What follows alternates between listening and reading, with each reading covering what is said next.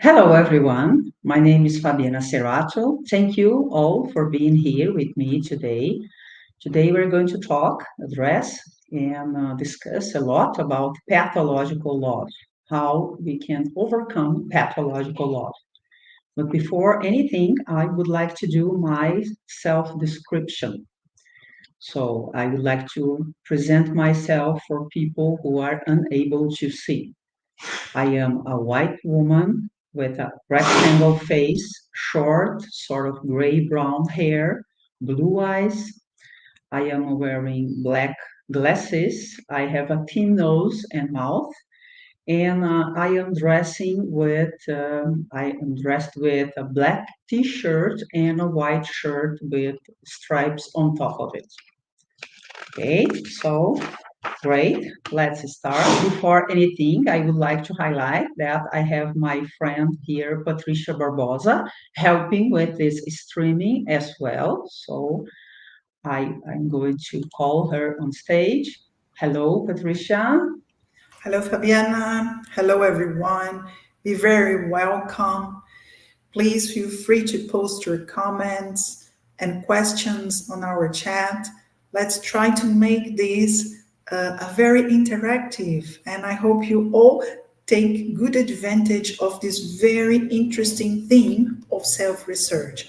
I'm also going to describe myself. So I am also a white middle-aged woman. I'm wearing glasses, with a transparent frame. I have green eyes and I'm wearing a black shirt. Okay? So be very welcome. A white shirt, sorry. Be very welcome, everybody. Thank you, Patricia, for helping me here today. Okay, guys, so let's start. We have a lot to debate. So the subject we are going to debate is overcoming pathological love. It's a view from the evolutionary perspective. Before we start, I'd like to introduce the institution I am representing here. I was invited by ISAC, which is the Interassistential Service for the Internationalization of Conscienciology, which is a non-profit organization. ISAC has the status of a pre-conscienciocentric institution in order to opening doors and building bridges among many different cultures and languages as well, such as what we are doing here today. So, in order to start, I will present myself and then I will explain a little bit of my story and why this topic. So, I am an architect, I am an entrepreneur, a writer, an instructor, and I started to look more and I started to research more myself more or less 20 years ago. Also, I realized I was struggling a lot and I realized I need to dedicate to self research. And then I started to research, and today I consider myself a self researcher. And I study the consciousness, what we call also conscienciology. But why this topic? What is my relationship with this topic? Well, it's interesting to say.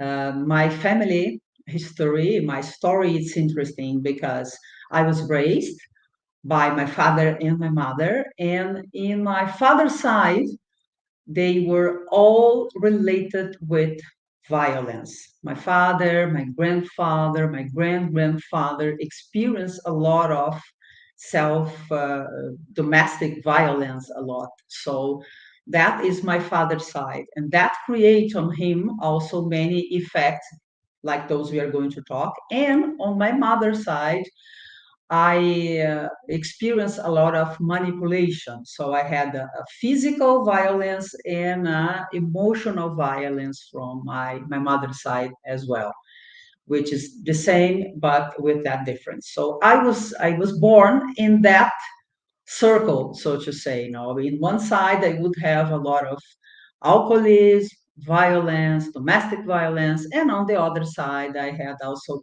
lots of emotional manipulation to deal with and to build a life out of that.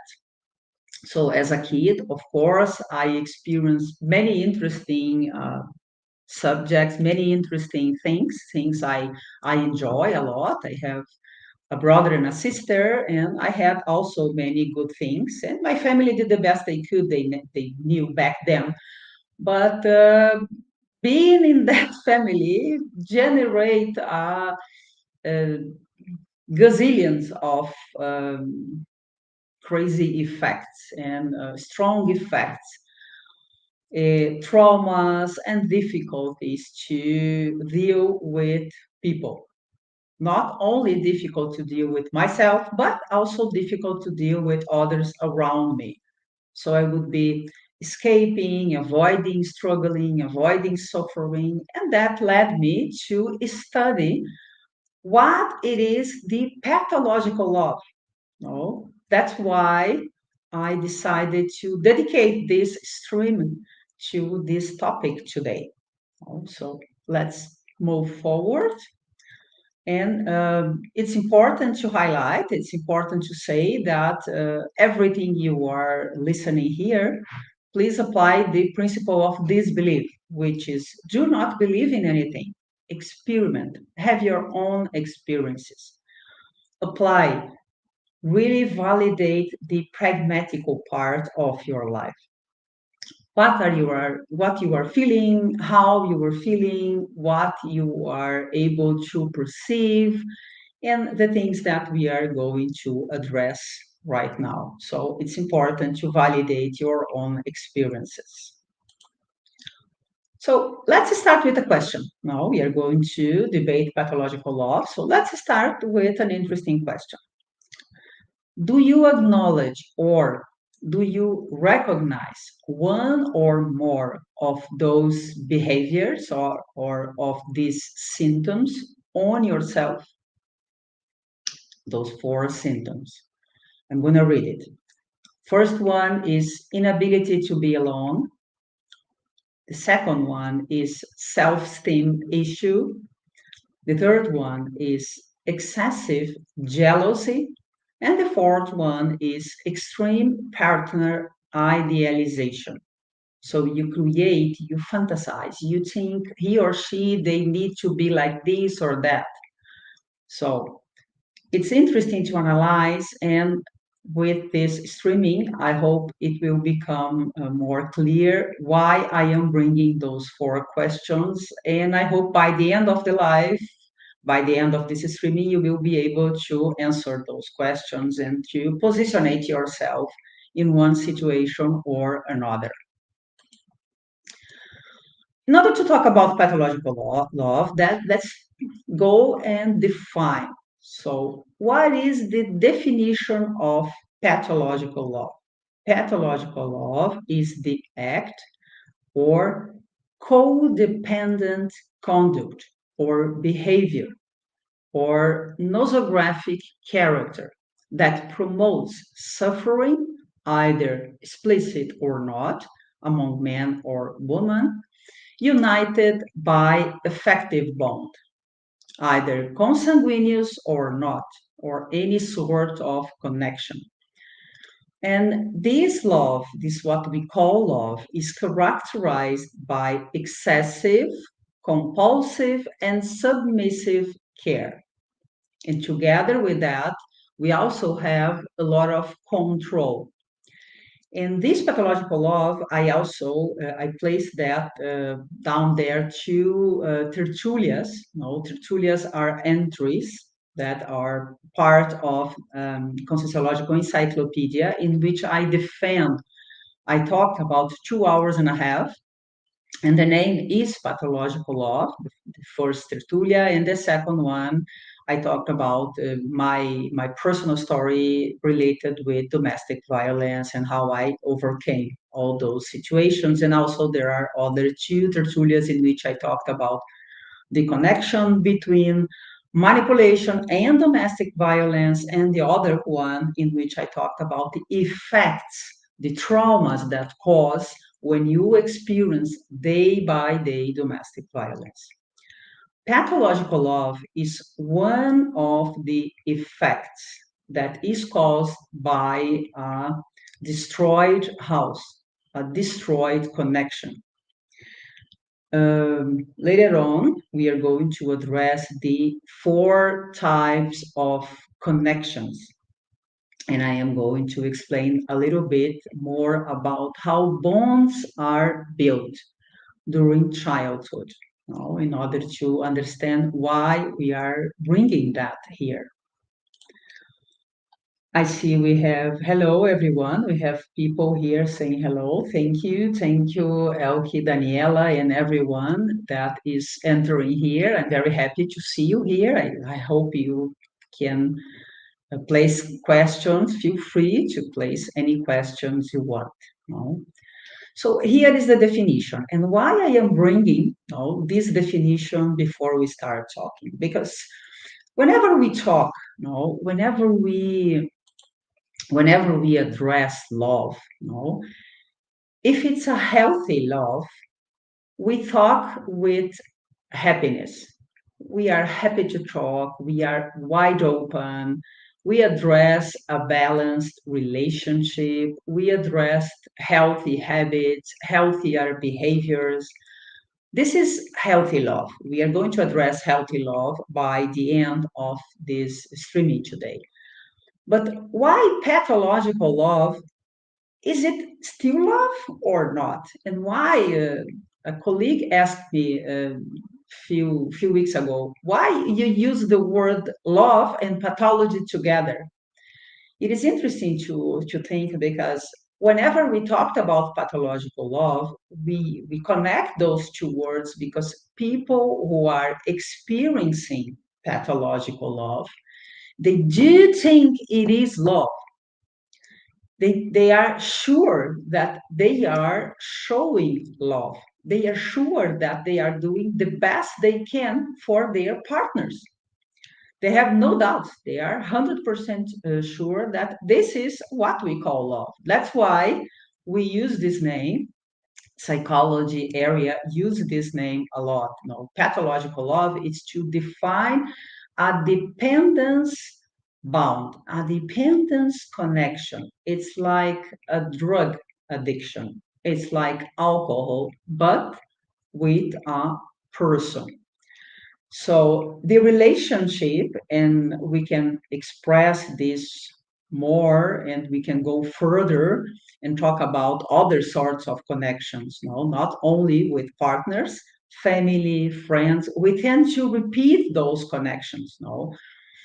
We sort of, people who experience pathological love, they sort of transform themselves day after day, and they start to live the life of the partner because they think that's the way love is. That's what is interesting in this situation. It's interesting from the analysis point of view. So could we mention a few synonyms? Yes, we can also call codependent love, a possessive love, emotional addiction, high risk love, toxic love, wrong love, compulsory love, predatory love, and hidden toxicity. All are synonyms, and a few are even effects of pathological love. This number 9, hidden toxicity, it's interesting to analyze, because whenever we are in a relationship, if we are manifesting this pathological love, we are suffering, we are struggling. If we are in a healthier relationship, we don't suffer. It's a choice that two people they made together every day. They walk together, even doing different things. Sometimes he or she, they prefer to, I don't know, talk with friends, and he or she, the other side, the other partner, prefer to, I don't know, watch TV, no problem, but they do walk together. We have a healthy habit of communication, of exchanging feelings. We don't have possession. We don't consider our partner our object, an object that we need to control, an object that needs to belong to us in order to build a healthy relationship. This is the difference, in order to start, the minimal difference between pathological love and healthy love. And it's also interesting to say that here in this situation, talking about partners, relationship, a dual relationship, we have three worlds coexisting together. This is in a healthy relationship. I have my universe, your universe, so the universe of my partner, and we have our universe. The three universes, the three worlds, they converse, they communicate, and there are space for each one. Me, you, us. And it's perfectly okay. On the other hand, when we think about pathological love, we don't have that space. We don't have the number one. We don't have my. We only have us and your. So, a person who is behaving in this pathological love, they kind of annihilate themselves. They are not manifesting who they are, what they like, what is important. They end up connecting so much with the partner that they forget about their universe. And this is the problem. So what connects them in the beginning? The fantastic things that connected both, the reality, the difference of universes, they don't exist anymore. The partner starts to converge his or her entire life to the other because of this need of control, of this need of possessive, or because we think that is the best way we can deal with love. And it's interesting because pathological love tears down, it destroys the relationship. On the other hand, healthy love builds up. But now let's think about it. If I wanna do my best, but if I struggle with domestic violence or with children or child abusive, if I had a very difficult connection with my family in the beginning when I was born, how can I develop this healthy love? Because I don't have any experience to focus myself, I don't have any connection. So, how can I build from ground zero something that I never received? No. So this is interesting for us to analyze. Here I see more hellos. Thank you. Thank you, Flavia. Thank you, everyone who are here with us today.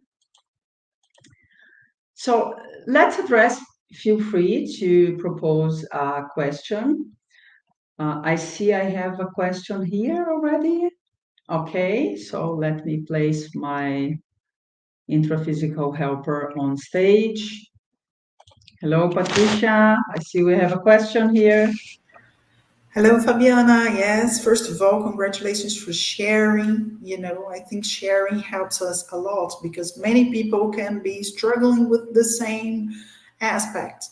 Maybe not with exactly the same background, but maybe with the same aspects, right? End up developing some aspects of the pathological love. And I was wondering, bringing to the consciential paradigm, or thinking about the multiple dimensions and bodies that we have, the vehicles of manifestations.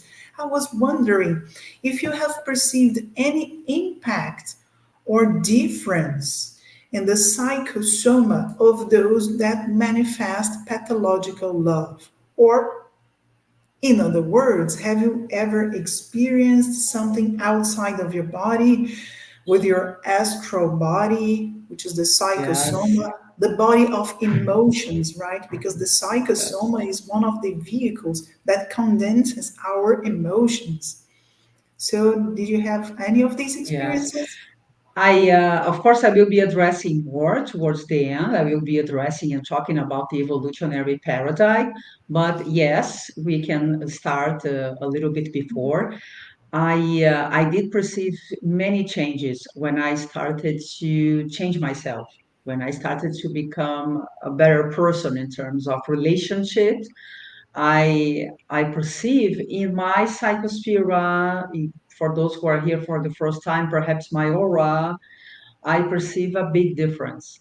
I perceive that nowadays I am more balanced, more calm. I let away this need of controlling everything because whenever we are experiencing pathological love, we think we have to control everything. I remember many years ago, a friend told me, you have to stop because you are associating love with controlling. And he was right. So during the many years I've been researching myself, I perceive that also outside of the body. I saw myself talking about this subject for a nice group of people, sort of not teaching, but interacting like we are doing here about that subject outside of the body. So, yes, that was interesting as well. So, thank you for the question, Patricia. Yes, sure. And it's interesting that you mentioned that your aura or your psychosphere become clearer and lighter, right? And here this aspect, because we tend to connect with all these extra physical beings that we call, right, people that are already deceased, that suffers the same. So people are used to link to each other based on our things that we have in common, right? So Yes. probably when you're recycling, you're tending to connect and experience something different and new. But I know that you're going to address it further, deeper further, right? Yes, I will take that opportunity to address the connections. No, I also receive a few questions in which people are asking me, but Fabiana, why I end up all the time with the same sort of people? That's interesting. Why I have the same sort of relationship? This is also connected, I would say. No, we are going to talk furthermore, but I would say with lack of self-perception. When you do a strong immersion on yourself, when you start to change behaviors and acknowledge more about yourself, things happen naturally. You will be more lucid about all the connections. Okay, good. So thank you, Patricia. Let's keep moving. Now it's time to talk about associated effects. No, I started this streaming talking about the emotional legacy of childhood abuse. And here are 12 effects. We have much more in the entry, domestic violence or effects of domestic violence. I present much more. Here are just 12. No? So we end up creating a sort of dependent brain and emotion. So our emotion is, how can I say, it's sort of outsourced. We give uh, we give to friends, family, someone outside of myself the power to decide how I am going to feel. No, because I am totally dependent on what is going to happen from the outside in my inner reality and how the outside will impact my reality.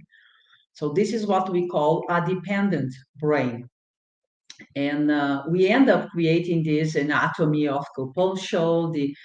We end up even connecting love with heroin, emotional attachments that are really, really strong, like drug, exactly like drug addiction, no addiction of emotional partners, emotional, and together, no, emotional insecurity, emotional distortions, emotional outsourcing, as I mentioned, a lot of emotional suffering that we could avoid with self-research, with stronger, no, self-research. Emotional pathology, many different pathologies, many syndromes, they will be also clicked and associated with this pathological love, emotional incompetence, and here a very important one, the need for approval. So sometimes this will also generate other syndromes like the nice guy syndromes or other syndromes that are associated in this need for approval. Of course, we are not saying that we go through life without giving a damn about others. Not at all, absolutely. But this desperate need for approval is totally associated with the fact that you depend on somebody else to breathe. So when you talk about dependence, we talk about expecting the reaction of your partner to do what, to decide what you are going to do. So if your partner say, let's go to watch a movie, which I love movies, no problem. I would say yes. Of course I would say yes because I love movies. But on the other hand, if he says, now I'm going to the club, let's go to the club, I might say yes just to fulfill his need. But if I don't want to go to the club, the best would be saying, for now, I'm going to stay home and no problem. But people with that pathological love, they don't do that. They say yes to everything because they think that this is the best way to love. This is how and what they learn. Other important things are the wrong understandings. Also, it is also associated with the lack of self-perception, as we mentioned before. No, so we tend to have more emotional delusion because we are perhaps changing partners very often because our partner will not be with us, because in the beginning is everything great, you manifest who you are, and then with the time you sort of change yourself and you end up becoming a completely different person, dependent, totally connected with somebody else's reality. So then you don't manifest who you really are. That's why you tend to suffer emotional delusions. We also tend to have more emotional fantasies, a strong level of jealousy because we wanna control. It's like we used to say, no, the two. How can I say this in English? Two half of the oranges. Correct me if I am not right, please. You can write at the chat. No, usually we think that the best relationship are like a piece in a pie or two halves of one orange. Nowadays, I can say that the best relationship are between two entire oranges, not between half and half, because we need to be mature. We need to be complete. And there is no way we can be complete unless we go deeper, unless we research more ourselves, unless we develop lucidity. No, this lack of clarity predispose wrong loves. It's a natural process, no? Because you don't know what you want, you don't know where you should go, you don't know what you like, because you are completely dependent on somebody else like a drug. So you need to discover yourself, your micro universe. Remember the three worlds, the three universe we talked? No, your universe, my universe needs to be discovered. Principles, values, who I am, what I want for life. No? And then, of course, together, no, with that is the self-limiting beliefs that they will hinder, no, healthy affection. No, no doubt, we all aim for balanced love. We all want to love and be loved. It's fantastic having a healthy relationship, no doubt. But sometimes we need to pull the brakes, stop, no, stop in the podium and think more about ourselves. And for that, we might consider being sometime alone. We can have talk with friends, talk with family, but we will need some time for ourselves to process all that situation we are experiencing. Oh. Here are just three examples of groups that help women and groups that help women and men as well. The first one is connected for related with women. So women who love too much. It's an anonymous group. You can search at the internet. Love and Sex Addiction Anonymous Group as well, and the Alcoholic Anonymous Group, which is because dependent, a dependency is totally related. It's the same level of dependence that we have with drugs, alcohol, so on and so forth, social medias. No, it's one addiction that we cannot control. No, our partner is at home and we are desperate to pick the cell phone here and check the cell phone and see what happened in his cell phone, who he or she talked with. So this need of control is totally related with these three groups, and there are much more examples. So here it's interesting to, we are here today to help us to call the attention to this pathological love. What I am, no, what I would like to propose is the second possibility, not the first one. No, not the pathological love that is ignored, not identified, not the hidden one. This is a disease that we could treat, we could take care. No? So, what we aim is an identified pathological love because that will help us to seek resinological stages, to climb the stairs and look for different perspectives. Because we have to analyze that whenever we promote that, we are not only promoting pathological love with our partners, we are doing the same with everybody. It's a tendency that we have. And this tendency is what explains why we are all the time with same sort of people together with us.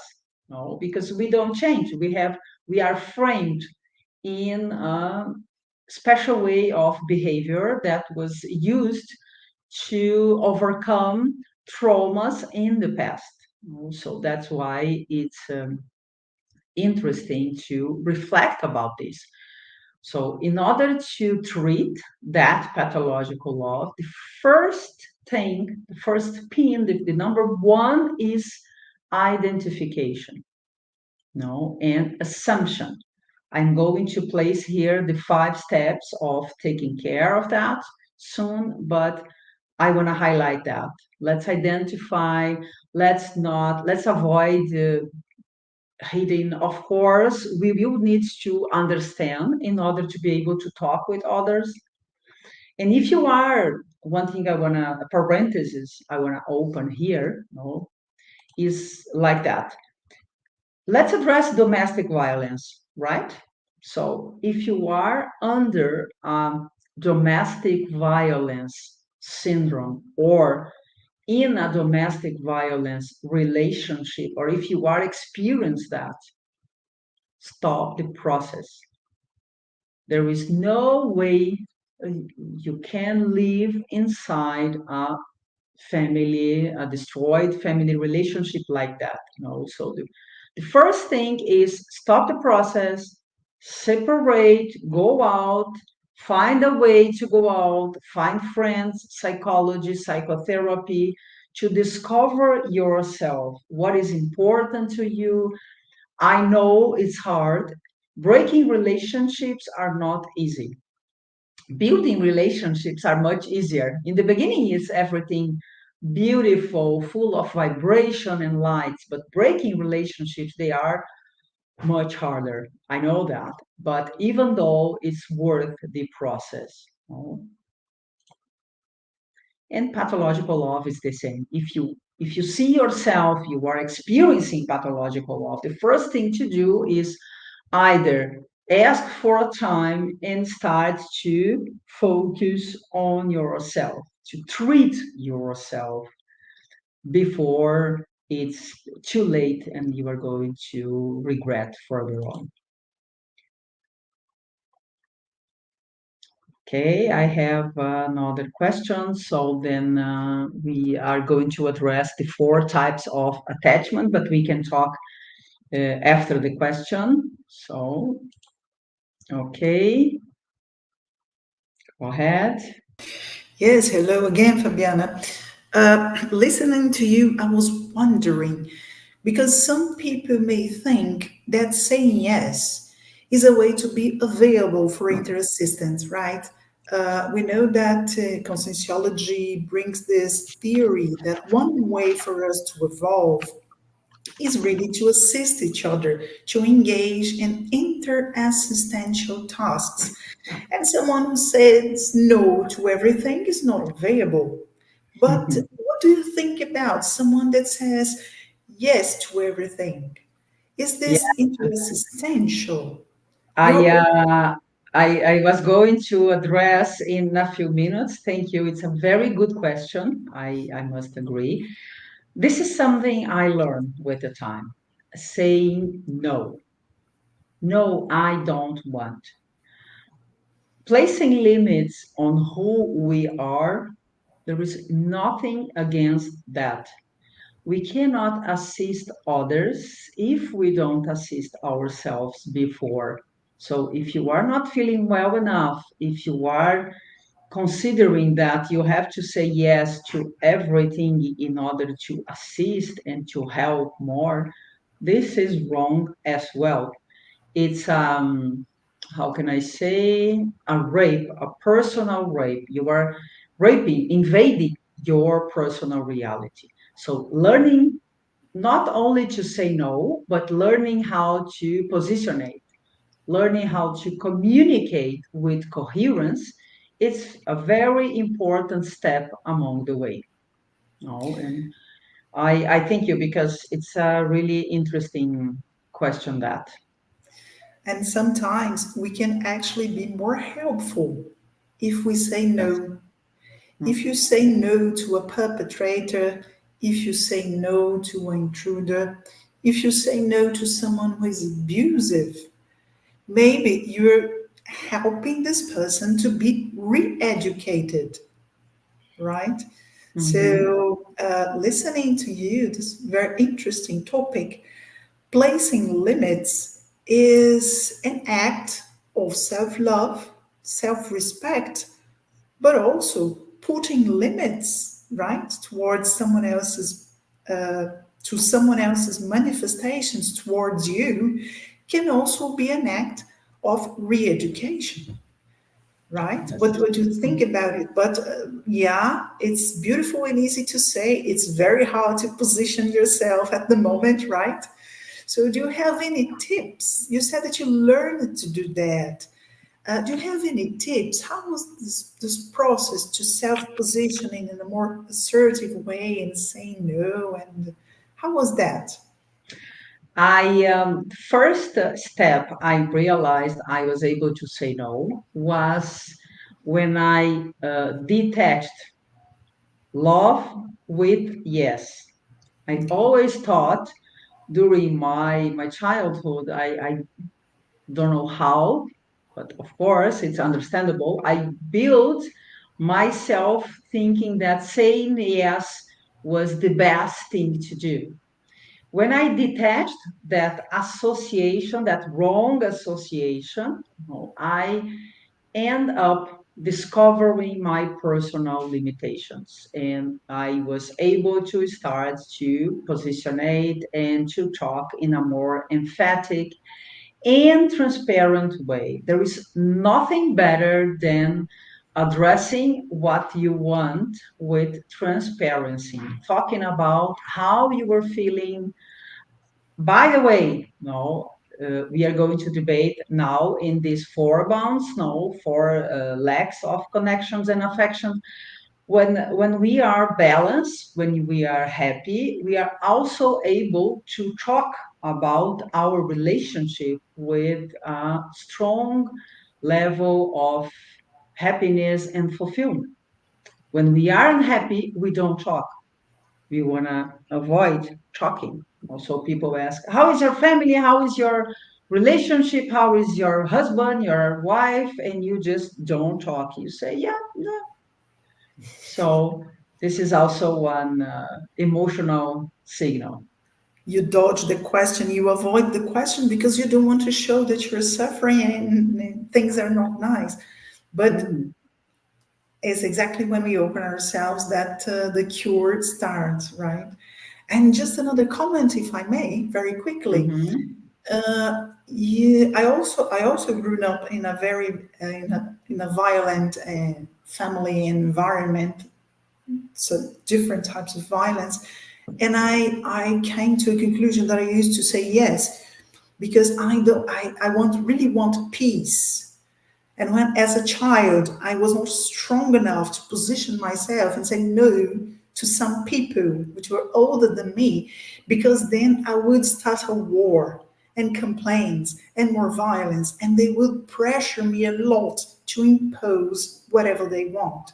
So I used to wrongly avoid the no to position myself from this trying to build a soothed harmony, a soothed Mm-hmm. peace. And then I Mm-hmm. realized that it was an evasive action, and it didn't bring as well peace and help, and that you end up not manifesting yourself. So it is challenging, and I think more people have that in common than we imagine. Thank you so much, Mm-hmm. Fabiana, for sharing. Let's keep on Welcome. with this wonderful debate. Okay. So, yes, exactly that. We end up saying too much yes and too little no. So, let's learn how to say no and how to positionate ourselves.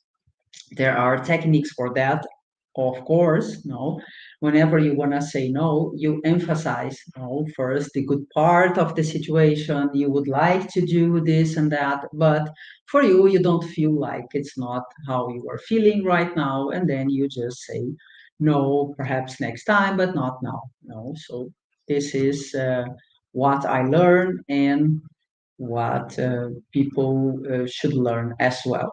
Oh. So now it's time to address the four types of attachment according to John Bob's attachment theory. This theory was created by him in 1950.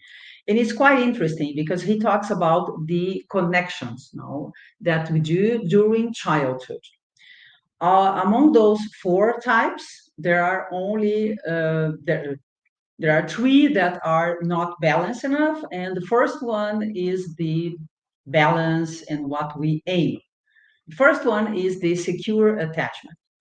How this secure attachment works? Well, children experience consistent and responsive caregiving. Whenever you have a balanced harmony, a balanced house, a balanced home, and a positive internal working model of relationship, children feel safe on exploring their environment and on exploring themselves, and also they feel safe on exploring their emotions. So they talk more about how they are feeling, what is important to them. So this theory is quite interesting because and here are the other three effects of different sorts of attachment.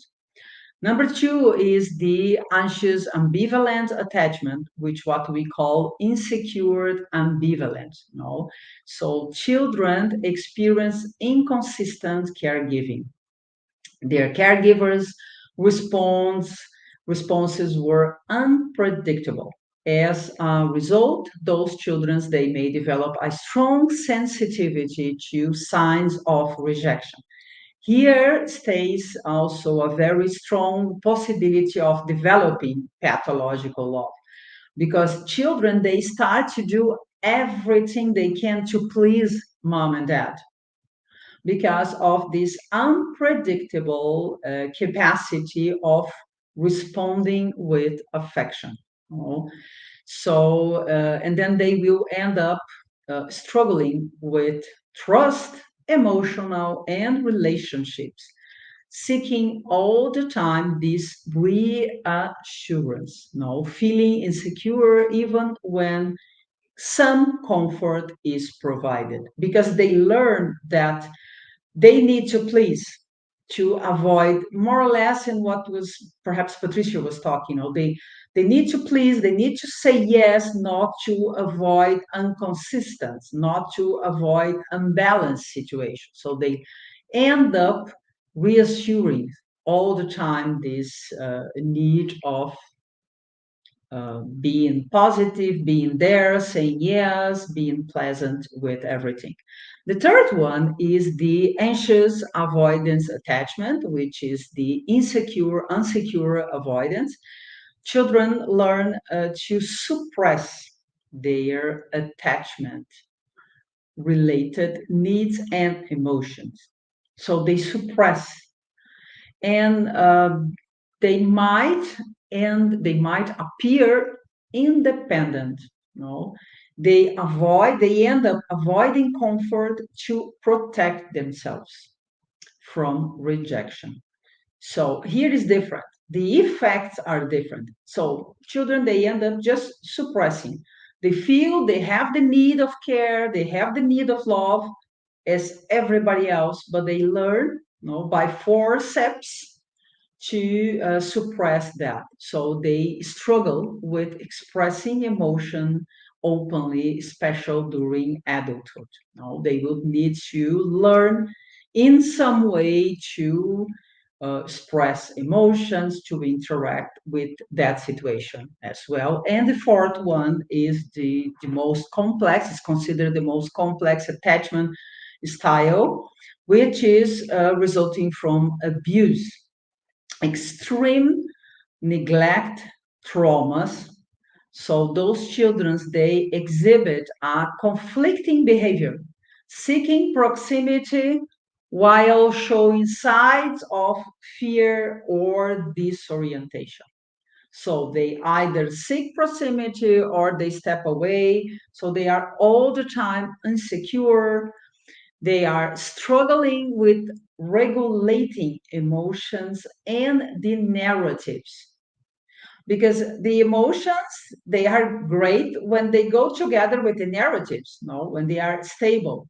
And children, they don't connect emotions and narratives. They might say, oh, everything is fine, everything is okay, no problem, and they are struggling, no, seeking proximity, they don't know how to get in touch, and so they will suffer on relationships into adulthood. So this is also connected. So you see how important it is to take care of connections during childhood. It is really important. I was attending a video class that I like it very much. Someone was talking about breastfeeding. It was someone addressing mom's breastfeeding, child. And she mentioned that to breastfeed a kid, it's not just the act. You have to be there. It is the best way to give love, to give affection. So if you are breastfeeding like that, checking the cell phone and holding the kid there, you are not breastfeeding. You are just doing the action, but you are not giving the most important thing that kids need, which is love, which is care, which is affection. And that your action, as a mom, or even as a father, will might end up generating one of those four effects. So let's pay attention and let's consider that very, very serious. No? So here are the 5 stages on the path taken. No? So how we start to overcome pathological love. Okay, I realize, I am aware, I have those traits. Well, how it works, how I should start, no? Where I go, where is the light at the end of the tunnel. So we have here 5 stages. It's not like in a zip-zap. It's not like that. We don't overcome those pathological love that easy. We will end up stepping or experiencing crisis phase. So first is the assumption of the disease, and then the beginning of the treatment. So we are going to seek treatment. We are going to address the evolutionary intelligence soon in the next slide, but it's important to know that we seek different treatments because we are sure we need someone to help. We need help. And there's nothing more courageous than seeking help. We are not superhuman, superman or superhuman, superwoman. We need help. No? So then and then we are going to step in the shock phase. We call it shock phase, which we are going to experience anxiety, realignment of symptoms and expectations. And then we go back and forth. And sometimes we think like, no, this is not me. Perhaps I don't need that. I am not struggling from pathological love. It was a mistake. Let's forget everything. So this is the shock phase. No, one thing is you assuming that you have, and another thing is you really going deep down on that.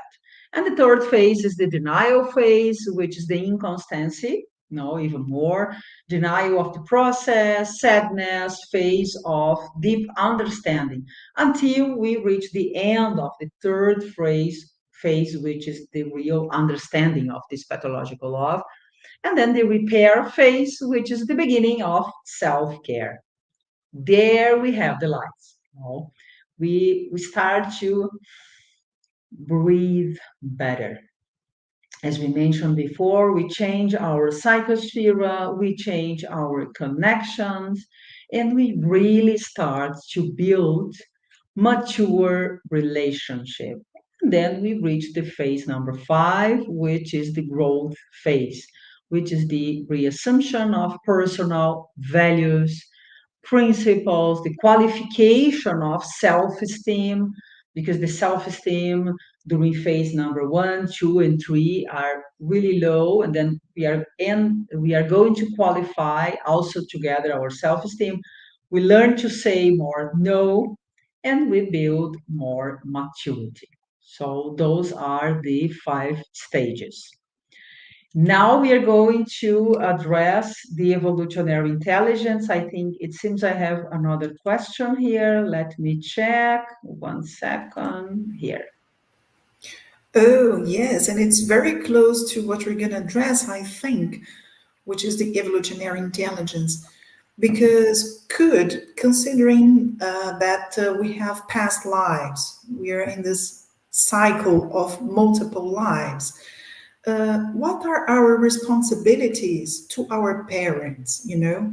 And if you even consider that you were there in an intermissive course, meaning a course that you took before you were born, and if you consider that you have a mission to fulfill in this life, you can also consider that for some degree, with some degree of freedom, you are able to choose the group that you are going to be born with.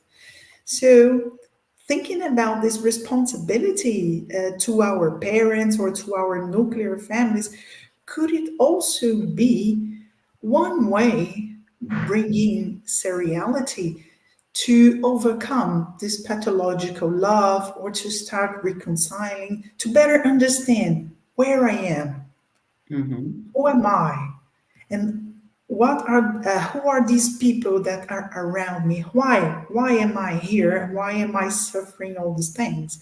Suffering is not a good thing, but these are the facts. Do you think it helps as well to overcome, to have this multidimensional and of past lives as well approach? Totally. Two things you mentioned, I agree. First, with the multidimensional perceptions, of course, we are not here for the first time. We had tendencies, we had our lives and our experiences on past lives, and we are not here just as a lucky guess. No, there is a connection with that idea. I agree, yes. And another point you brought about the relationship with family, mom and dad, especially, no, the bond, the connection we have. First step when we realize we experience domestic violence, or when we realize that we are experiencing pathological love, and that you think like this, oh, so I struggle a lot to survive that family, and now I am still carrying those effects. How is that possible? So I will never speak with them anymore.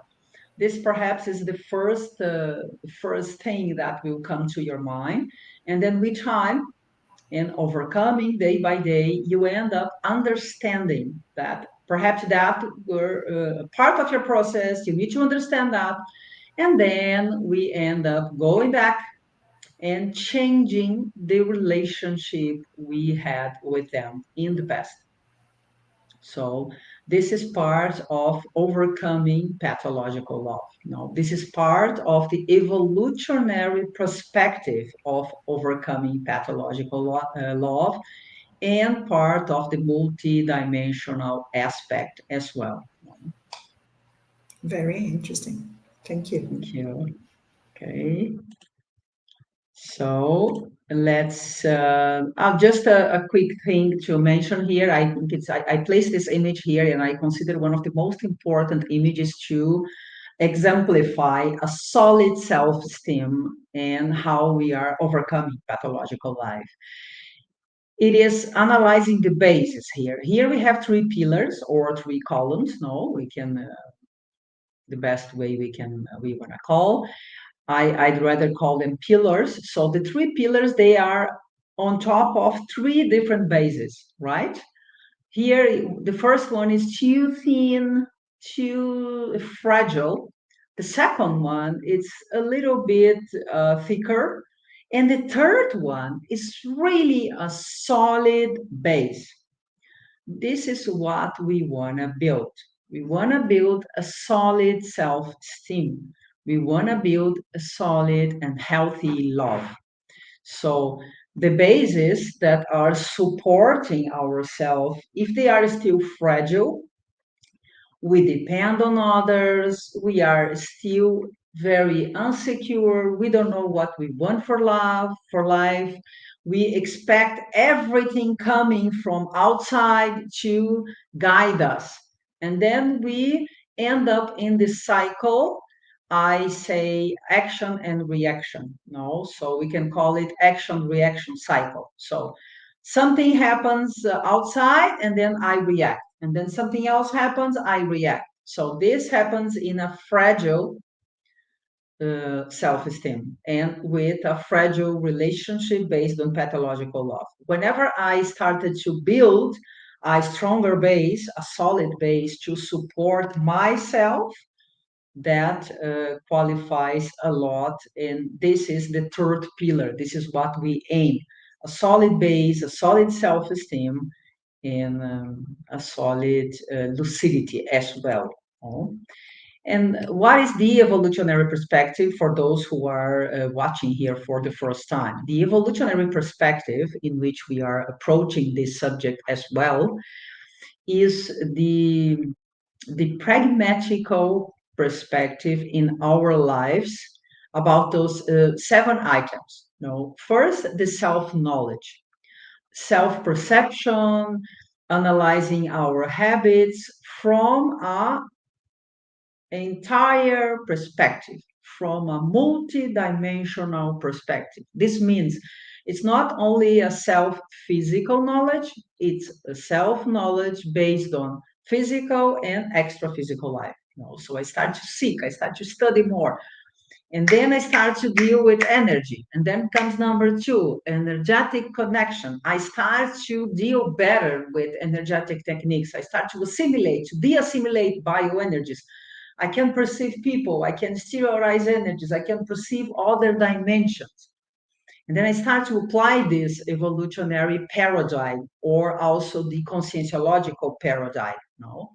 Number three is the reflection, the criticism, the discernment qualifies. No, I qualify myself, I qualify my discernment more and more when I go and do this immerse on my own reality. Number four, related with the evolutionary perspective, is the absence of gross toxic extraphysical and intraphysical interference. So when I start to apply this evolutionary paradigm with time, I will not be suffering a gross or a toxic extraphysical interference. And how this happens? I will be able to detach my thoughts from the thoughts of somebody else, a spirit, an extra physical consciousness, someone that died that might be closer and is sending their thoughts, their feelings, their sentiments. So I end up detaching and separating. I think like this. I know I'm not thinking, this is not the way my profile is, this is not the way I think. So I am probably having someone connected in my psychosphere, in my aura. So I end up being able to characterize those differences. Number five, from the evolutionary perspective, is experiencing phenomena out of the body projections, synchronicities, insights. This is quite normal. You are studying this, you look to the right, you see a book related with that, or someone talks some idea that you can use. So those insights and synchronicity, they start happening with you when you place the compass on yourself, oh, and start to amplify your micro universe. Number six is energetic techniques. So, together with this evolutionary paradigm you are applying to yourself, you are also applying energetic techniques, such as vibrational state, vibrating the entire energy from the energetic body, or sterilizing energies for an environment that is polluted, or absorbing energies from immanent energies or a nice energy from an environment. No, so you end up you learn how to apply energetic techniques. And the number seven of this experience in this evolutionary perspective and paradigm is the emotional and mental dexterity. Also, you end up being more relaxed, you are loose, your psychosphere is wide open, you embrace things that comes to your reality. And why all that happened? Because you claim the stairs, because you recycle yourself, because you change the way you love, because you qualify the relationship either with your partner or with your family or with friends. It's not easy, it's not simple, it's, as I mentioned, it's not in a zip zap, no, but it is about not giving up about yourself. You don't give up. You just keep insisting. You will become a better person in terms of relationship. No? So you end up discovering lucidity in all the existential dimensions, no? In any existential dimensions as well. This is a view from the evolutionary perspective on top of what we were addressing here, right? And as I promised at the beginning, what is healthy love? In order for us, we are coming to the end of this life. Now it's the time to address healthy love. What is healthy love?